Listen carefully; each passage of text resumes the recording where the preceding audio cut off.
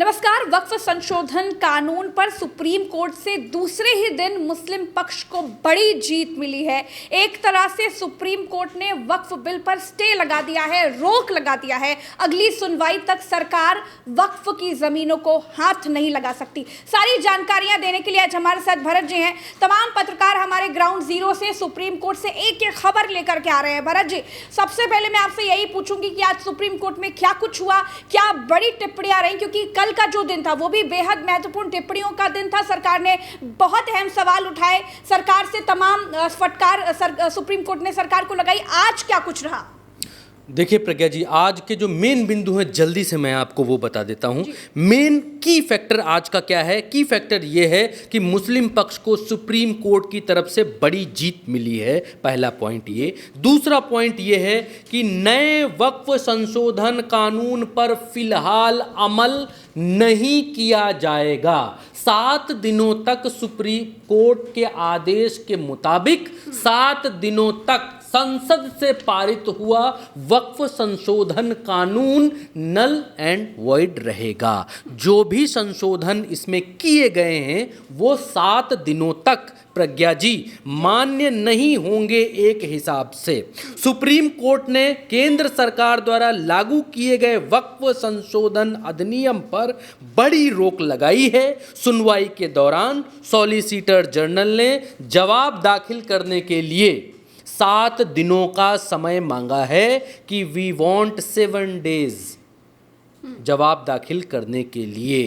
अब सवाल एक उठता है कि 7 दिन आपको क्या चाहिए, और वो कौन कौन से सीजेआई के सवाल थे जिन सवालों पर सरकार को जवाब देते नहीं बना प्रज्ञा जी, वो मैं अभी आपको आगे बताऊंगा। लेकिन आज क्या हुआ सबसे पहले मैं वो बता देता हूं। सुप्रीम कोर्ट ने कहा कि अगली सुनवाई तक काउंसिल या बोर्ड के तहत सेक्शन 9 में कोई नई नियुक्ति नहीं होगी। इट मीन्स कि केंद्र की जो वक्फ बोर्ड की समिति है उसमें 22 सदस्य होते हैं, राज्य में 11 सदस्य होते हैं।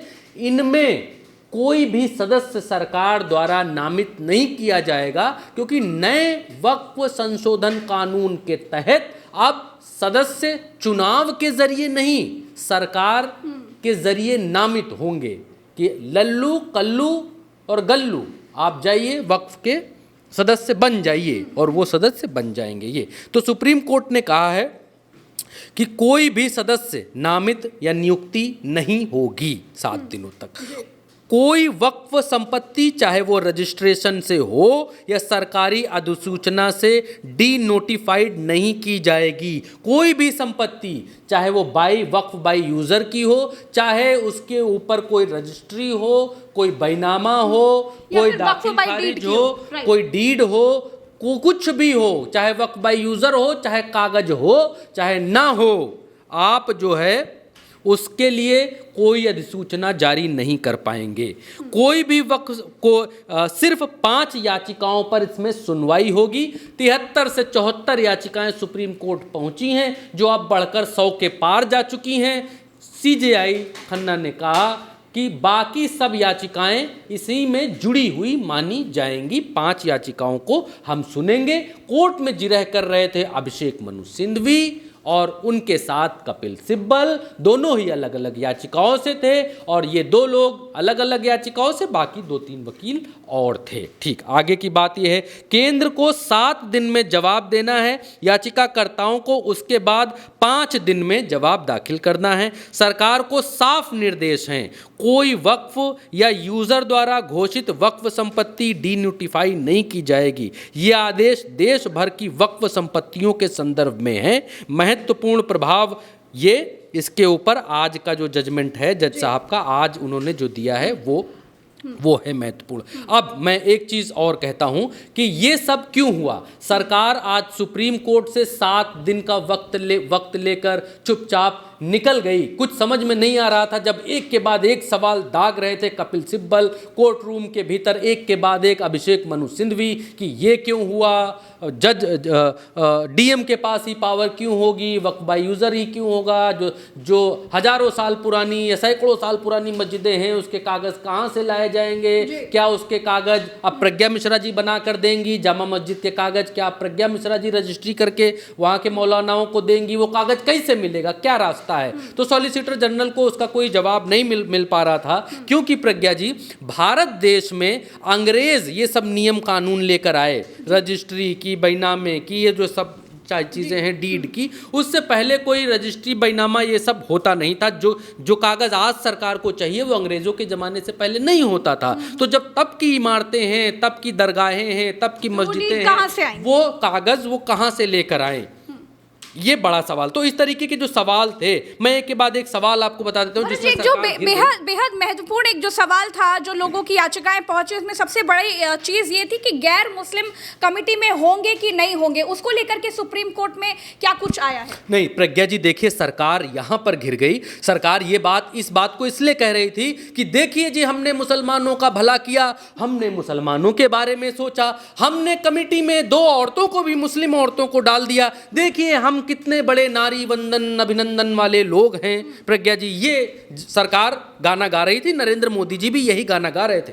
लेकिन जब सीजीआई खन्ना ने सुप्रीम कोर्ट के भीतर ये बात पूछी कि ये बताओ गुरु कि तुम्हारे जो मंदिर के समितियां बनी हुई हैं, राम मंदिर का जो बोर्ड बना हुआ है, या श्राइन बोर्ड जो वैष्णो देवी माता का है, या श्राइन बोर्ड जो चेन्नई में तिरुपति बालाजी का है, या और भी जो श्राइन बोर्ड हिंदू बंदोबस्ती की बात करें, हिंदू बंदोबस्ती की उन्होंने बात की, तो इन सब जगहों पर बात उठी भी, बात तिरुपति बालाजी की उठी भी संसद कोर्ट के भीतर।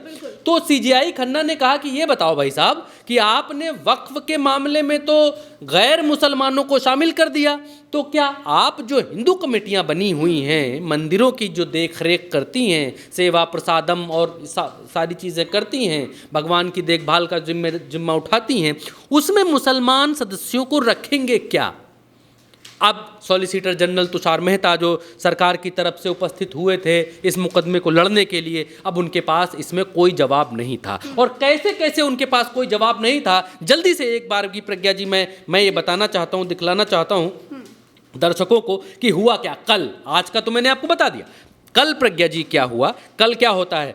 कल ये है कि जज साहब ने कहा कि जब कोई संपत्ति अल्लाह को समर्पित की गई है तो आप रजिस्ट्रेशन या कागज़ कैसे मांग सकते हैं। मुख्य न्यायाधीश ने पूछा कि क्या सरकार चाहती है कि 14वीं या 15वीं सदी की मस्जिदें अब अपने रजिस्ट्रेशन का सबूत दें। उन्होंने सवाल उठाया कि अगर कोई संपत्ति सदियों से नमाज, कब्रिस्तान, धार्मिक उपयोग में है तो अब ये कैसे साबित किया जाए कि वो वक्फ है।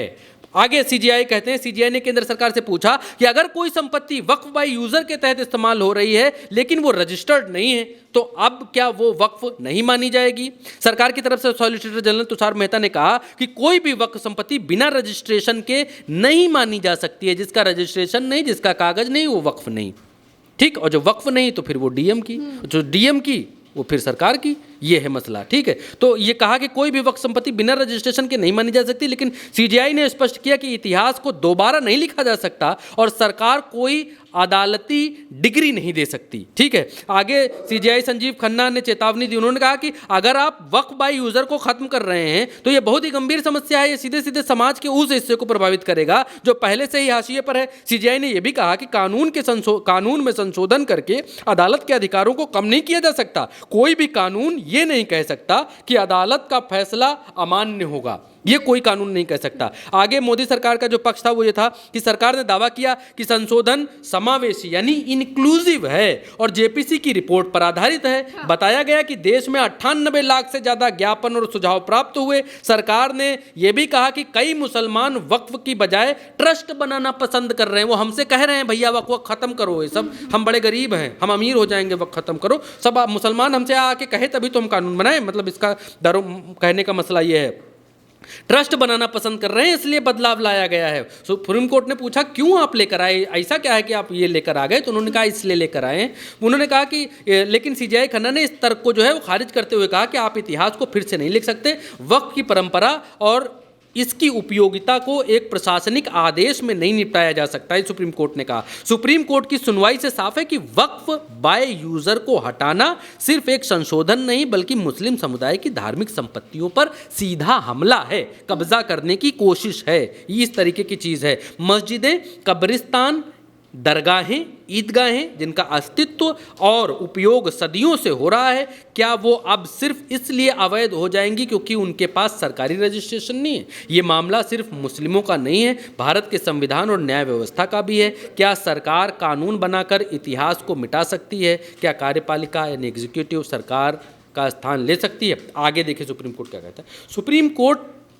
वक्फ संशोधन अधिनियम की वैधता की जांच करेगा और सुप्रीम कोर्ट ने केंद्र को नोटिस जारी करके ये जवाब भी मांगा। सीजेआई खन्ना और वर्सेस तुषार मेहता के बीच जो चीज़ें हुई उसमें जो है आप जजों से कैसे संतुलन कर रहे हैं, हम फैसले की बात नहीं कर रहे हैं, ये सब चीज़ें आपस में जो है वो बातचीत होती रही, ये सब चलता रहा। और सीजेआई खन्ना ने आगे कहा कि एक तरफ आप कह रहे हैं कि बोर्ड का कार्यकाल खत्म होने वाला है और दूसरी तरफ कह रहे हैं कि कोई बोर्ड है ही नहीं, इस पर नोटिस जारी करें, ये भी कहा। तुषार मेहता ने कहा बस 1 मिनट दीजिए, मैं एक मिसाल दिखाता हूँ। तमिलनाडु के केस में कोर्ट ने कहा था कि पुजारी किसी भी धर्म के हो सकते हैं क्योंकि ये किसी संपत्ति का प्रबंधन की बात नहीं है। आगे कपिल सिब्बल ने कहा कि वक्फ बोर्ड का CEO मुसलमान ही होना चाहिए। तुषार मेहता ने कहा मिलॉर्ड क्या आप हमें कल सुन सकते हैं? संजीव खन्ना ने कहा कि हम सब इस मामले को लेकर चिंतित हैं, कोई हल जरूर निकालेंगे। तुषार मेहता ने कहा मिलॉर्ड कृपया कल हमारी बात सुनिए। मतलब कल की तैयारी,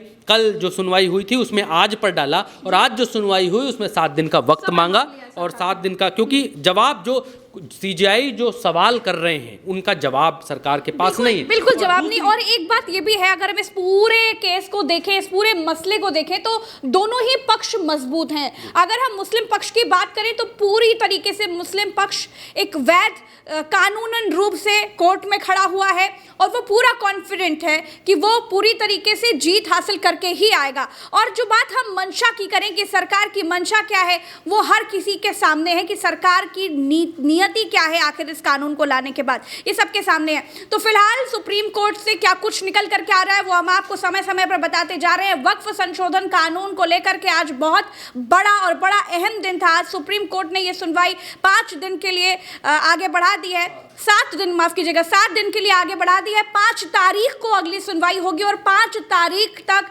सरकार वक्फ की जमीनों को हाथ नहीं लगा सकती है, कोई नई नियुक्ति नहीं कर सकती है। सुप्रीम कोर्ट ने एक तरीके से स्टे लगा दिया है, रोक लगा दिया है इस नए कानून पर। फिलहाल के लिए इतना ही, हम फिर मिलेंगे अगली चर्चा में और वक्फ कानून को लेकर जो कुछ भी निकल करके आ रहा है हम एक खबर आप तक पहुंचा रहे हैं। इसीलिए आपसे एक दरख्वास्त है कि चैनल को जरूर सब्सक्राइब कीजिएगा ताकि हमारी तमाम सच्ची जानकारियां आप तक बिना रुकावट के पहुंचती रहे।